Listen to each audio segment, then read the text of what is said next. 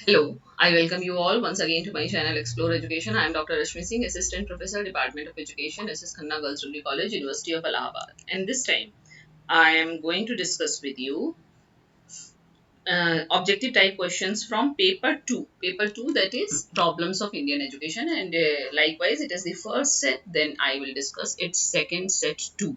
ठीक है, यानी कि आपका जो दूसरा पेपर है या जिसका नाम प्रॉब्लम्स ऑफ इंडियन एजुकेशन है, उससे किस प्रकार के ऑब्जेक्टिव क्वेश्चंस पूछे जा सकते हैं, एक सैंपल। ठीक है, कतई इसका ये मतलब नहीं है कि ऐसा क्वेश्चन पेपर आपका आने वाला है। आई डोंट नो कि who has made this question paper, किस आधार पर बनाया है। हर एग्जामिनर का अपना सेट पैटर्न होता है, उसका अपना लॉजिक होता है, अपना विजडम होता है क्वेश्चन पेपर बनाने का। हाँ, लेकिन चूंकि कोई आप एकदम वैक्यूम में है, कोई भी पीछे उसके बेस नहीं है, तो ये एक प्रयास है कि किस तरीके से एमसीक्यू बनते हैं, बस ये समझिए। और आपका सिलेबस है तो एक जनरल आइडिया के ऐसे बन सकते हैं। तो in the context of higher education, what specific aspect of admission is emphasized for reform? वो कह रहा है हम्म वो कह रहा है कि भारतीय, अच्छा इसमें मैंने इसको हिंदी इसका वर्जन नहीं किया, हिंदी इंग्लिश में बहुत टाइम लग रहा था भाई, ठीक है ना। तो उच्च शिक्षा के संदर्भ में कौन सा ऐसा एस्पेक्ट है जो कि कहा गया है कि ये रिफॉर्म के लिए ठीक है। क्या स्ट्रिक्ट स्पेशलाइजेशन? नहीं, स्ट्रिक्ट स्पेशलाइजेशन तो रिफॉर्म नहीं होगा। फिक्स्ड एंट्री एज रिक्वायरमेंट्स, ये भी नहीं होगा। सिर्फ वोकेशनल ट्रेनिंग की बात करें तो ये भी नहीं होगा। आपको पता है कि हायर एजुकेशन में आपके सिलेबस में लिखा हुआ है कि मल्टी डिसिप्लिनैरिटी एंड फ्लेक्सिबिलिटी की बात की जा सकती है, ये बेहतर होगा, है ना। तो मल्टी डिसिप्लिनैरिटी एंड फ्लेक्सिबिलिटी इसका सही उत्तर हो जाएगा। Which system within higher education is identified as being ineffective in the syllabus? वो कह रहा है कि आपके हायर एजुकेशन के सिलेबस में क्या चीज अप्रभावी है।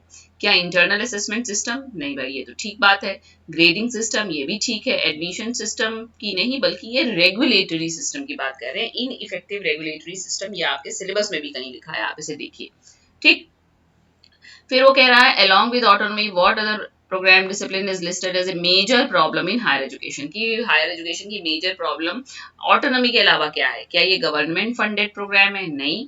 क्या डिस्टेंस एजुकेशन की बात की जा रही है? नहीं। टेक्निकल एजुकेशन की नहीं। ये ऑटोनॉमी के साथ साथ सेल्फ फाइनेंसिंग प्रोग्राम को दिक्कत बताया है आपके सिलेबस में हायर एजुकेशन में। ओके, फिर the national literacy mission is a key focus area within which educational field, ये कह रहे हैं एनएलएम की बात जब हम करते हैं, नेशनल राष्ट्रीय साक्षरता मिशन की बात करते हैं, तो वो किस एरिया से संबद्ध है। क्या ये प्राइमरी एजुकेशन से रिलेटेड है, कि सेकेंडरी से रिलेटेड है, कि टेक्निकल से रिलेटेड है? तो ये एडल्ट एंड कंटिन्यूइंग एजुकेशन से रिलेटेड है। राष्ट्रीय साक्षरता मिशन वयस्क और सतत शिक्षा से संबंधित है ना। फिर what does the acronym AEC stand for in the context of adult education? वो कह रहा है कि adult education के संदर्भ में AEC का क्या मतलब है। तो क्या इसका मतलब एडल्ट इनरोलमेंट सेंटर है, कि एडवांस्ड एजुकेशन काउंसिल है, कि एनुअल एजुकेशन सेंसस है? नहीं, इसका मतलब सेंटर्स। ठीक है, फिर which specific group is the focus of education under special education zones SEZ? वो कह रहा है कि SEZ का क्या मतलब है। क्या इसका मतलब हाई इनकम ग्रुप से है? क्या इसका मतलब इंटरनेशनल स्टूडेंट से है? क्या इसका मतलब urban elite student? Urban elite student का मतलब कि शहरी बच्चों से है? नहीं, इसका मतलब है सोशियो इकोनॉमिकली डिसएडवांटेज्ड ग्रुप, यानी SEDG। सोशियो इकोनॉमिकली यानी कि जो सामाजिक आर्थिक रूप से वंचित सदस्य है, वंचित समूह है, उससे लेना देना SEZ का है। ठीक है, फिर कह रहा है which of the following is explicitly listed as a policy related issue in education? वो कह रहा है इसमें से कौन सा ऐसा इशू है जो नीतिगत संबंधित है, मतलब नीतिगत कंसर्न है, उसमें दिक्कत आ रही है, नीति नहीं सेट हो पा रही है उसकी। क्या एक्रीडिटेशन का मामला है? नहीं। कैंपस प्लेसमेंट का? नो। Sports curriculum? नो। ये लैंग्वेज कॉन्ट्रोवर्सी, आपको पता होगा कि TLM की TLF की बात हुई है, 3 लैंग्वेज फॉर्मूला की, लेकिन अभी भी दक्षिण के दक्षिण के राज्य जो हैं वो अभी लैंग्वेज पे सेट नहीं हुए हैं, वहां पे विवाद चलता रहता है।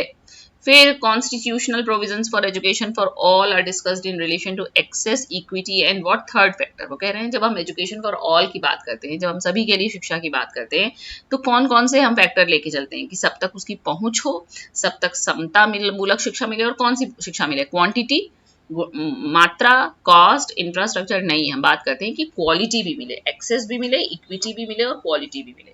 ठीक है, फिर what are the 3 core pillars mentioned regarding constitutional provisions for education? वही ऊपर वाले सवाल का ही दूसरे तरीके से पूछ लिया कि एडमिशन ऑटोनॉमी रेगुलेशन है, संविधान में कि लिटरेसी, न्यूमरेसी और वोकेशनल स्किल है कि प्राइमरी, सेकेंडरी और हायर एजुकेशन है? नहीं, ये एक्सेस, इक्विटी और क्वालिटी की बात है ना, समता, सॉरी, सब तक पहुंच, समता और गुणवत्ता। फिर besides volunteer agencies, what other centers play a role in education for all within adult education?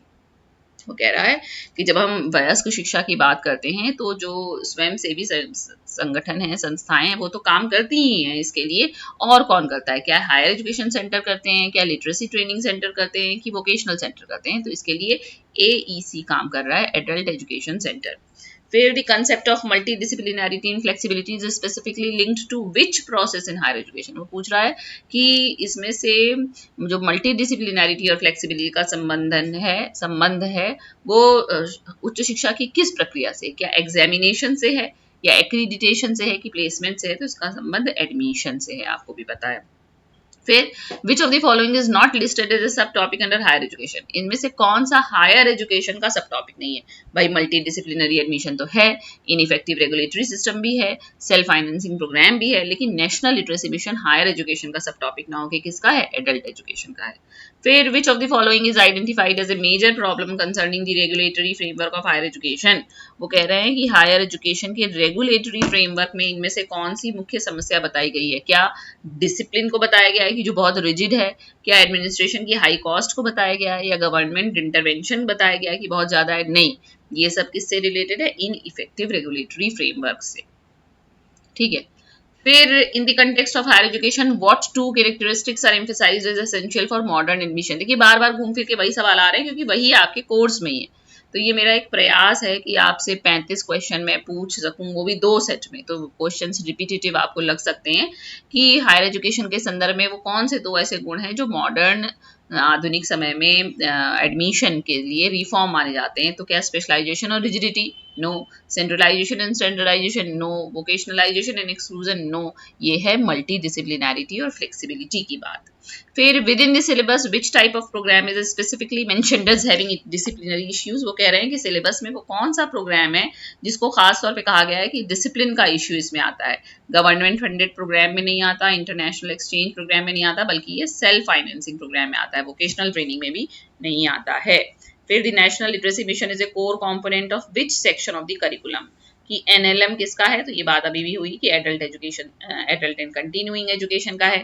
फिर what is the primary role of adult education centre? तो क्या इसका काम हायर एजुकेशन रिसर्च चलाना है? नहीं। इसका काम प्राइमरी स्कूल का एडमिनिस्ट्रेशन देखना है? नो। इसका काम सेल्फ फाइनेंस प्रोग्राम को रेगुलेट करना? नहीं। इसका प्रोग्राम एडल्ट एजुकेशन सेंटर का काम ही यही है कि वो एजुकेशन फॉर ऑल को प्रमोट करे। फिर the syllabus outlines education for all through constitutional provisions. इसमें क्या है कि एक्सेस, इक्विटी और क्वालिटी की बात है, अब तक तो रट जाना चाहिए। फिर policy related issue, language controversy, ये बात अभी हो गई। एडल्ट एजुकेशन क्या रोल प्रोवाइड करेगा? एडल्ट एजुकेशन सेंटर में करेगा, ये भी बात हो गई। अब बात आई कि the concept of autonomy is discussed as a problematic area within which educational centre? यानी कि स्वायत्तता कहा जाता है कि ये समस्या बन सकती है। तो कहाँ समस्या है स्वायत्तता? क्या ये एडल्ट और कंटिन्यूइंग एजुकेशन में है, क्या प्राइमरी एजुकेशन में है, क्या स्पेशल एजुकेशन जोन में? नहीं, ये हायर एजुकेशन की समस्या है जहां ऑटोनॉमी की बात एक समस्या के रूप में उभर कर आई है। फिर what is the primary aim of multi disciplinary education in higher education? उच्च शिक्षा में जो बहुविषयक शिक्षा का मुख्य, अच्छा यहाँ हिंदी है, कुछ में हिंदी है। उच्च शिक्षा में बहुविषयक शिक्षा का मुख्य उद्देश्य क्या है? इसका मुख्य उद्देश्य है integration of knowledge across disciplines. फिर flexibility in higher education mainly refers to, जब हम कहते हैं उच्च शिक्षा में लचीलेपन की बात, तो वो किससे संबंधित है?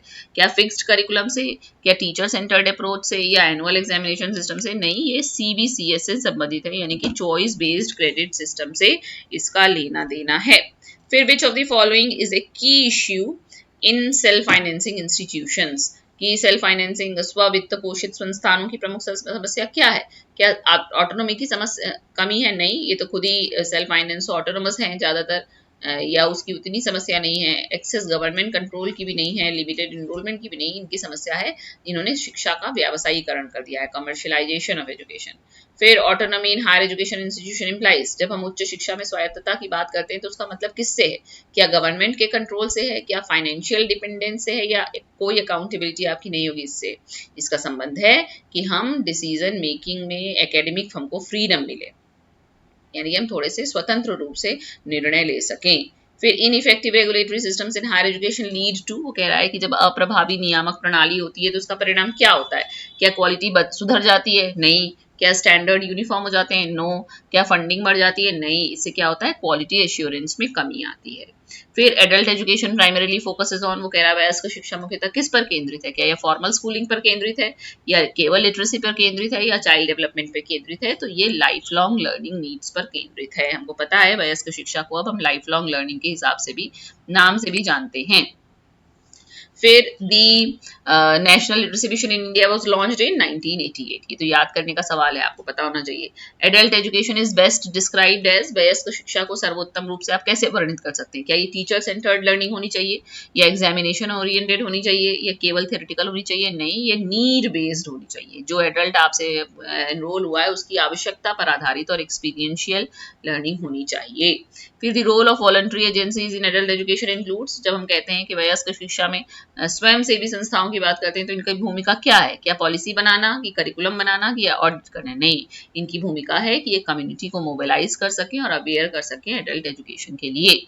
फिर adult education centres mainly aim to, इनका काम मुख्यतः लिटरेसी और स्किल डेवलपमेंट को बढ़ाना है।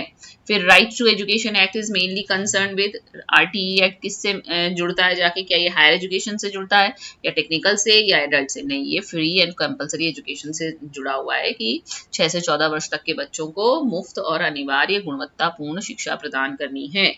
इक्विटी इन एजुकेशन का क्या मतलब होता है? एक होता है इक्विटी और एक होता है इक्वालिटी। दोनों मैंने आपको बहुत बार बताए हैं। तो जब हम समता, ये समता होना चाहिए, नॉट समानता, है ना, इक्वालिटी को समानता कहते हैं।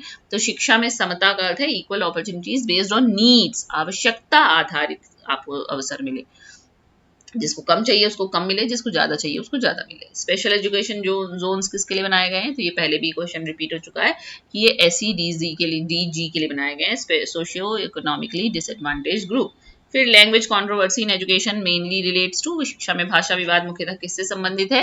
ये मीडियम ऑफ इंस्ट्रक्शन से संबंधित है। ये टीचिंग मेथड से संबंधित नहीं है, इंफ्रास्ट्रक्चर से संबंधित नहीं है, टीचर सैलरी से संबंधित नहीं है, बल्कि संबंधित है कि किस भाषा में पढ़ाया जाए। और आइडेंटिटी का इशू है इसमें कि हम भाई इस भाषा से कोई सरोकार नहीं रखते हैं तो हम इस भाषा में क्यों पढ़ें, ये इसके पीछे लॉजिक लगाया जाता है।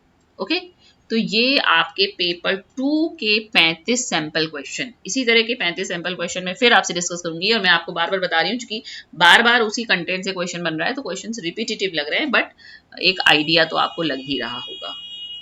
Okay, so again best of luck for your examinations and thank you for watching.